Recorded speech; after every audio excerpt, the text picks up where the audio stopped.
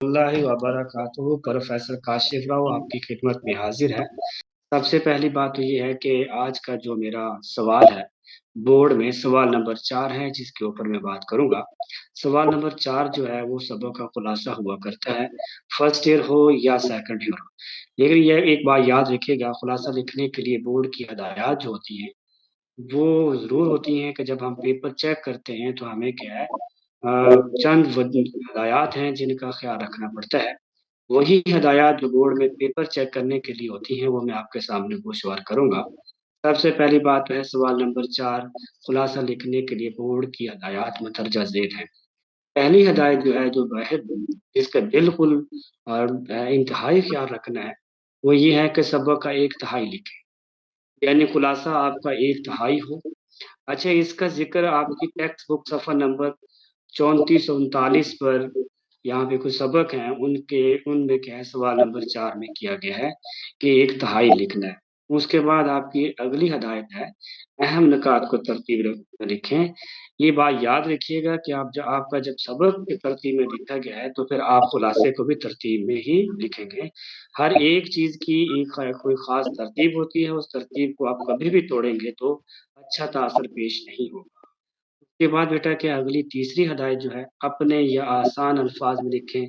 ये भी बात हकीकत पर मबनी है कि आप जब अपने या आसान अल्फाज में सबक के खुलासे को नहीं लिखेंगे, वो पहली बात तो आपसे 1/3 नहीं होगा। इसका जिक्र भी हमारी टेक्स्ट बुक क्या है, सफ़ा नंबर 15 पे किया गया है और सवाल नंबर 4 के तौर पे लिखा होगा, इसलिए इसको भी आप मद्देनज़र रखेंगे। उसके बाद हमारी हदायत नंबर जो है 4 है। इसके ऊपर मैं आपके ऊपर क्या है, इसके ऊपर मैं क्या आपसे तफ़सीली गुफ्तगू करता हूँ कि जब आपका सबक जो है इबारात की सूरत में लिखा गया है, तो फिर आप कैसे एक ही इबारत में खुलासे को लिख सकते हैं। यानी आप कोशिश करें कि अगर आपका खुलासा सवा 2 सफ़े पे जा रहा है, तो आप उसकी क्या है, कम अज़ कम 6 इबारतें बना लें। उसके बाद सवाल नंबर बेटा क्या है, इसी 4 का आखिरी जो हमारा क्या है, सब के हदायत हैं, वो दलाइल से गुरेज करें। पहली बात तो ये है कि आप बच्चों को दलाइल का इल्म नहीं होता कि दलाइल क्या चीज़ है, लेकिन ये हम आपके ज़हन में तशरीहाती पॉइंट क्या है, बिल्कुल आसान करके क्या है, डाल देते हैं ताकि आप तशरीह आसानी से कर सकें। तो इसलिए बाज़ औक़ात बच्चे क्या है, उन्हीं तशरीहाती पॉइंट का ज़िक्र अपने खुलासे में तफ़सील से ही कर रहे होते हैं। ये सबसे खतरनाक पॉइंट है जिससे आपने क्या है बचना है कि आप दलाइल से गुरेज करेंगे और किसी किस्म की दलील नहीं देंगे। जैसे मैं आपके सामने ये खुलासा रखने लगा हूँ, सबसे पहली बात तो है कि आपका मार्कर का इस्तेमाल जो है वो बेहतर तरीके से होना चाहिए।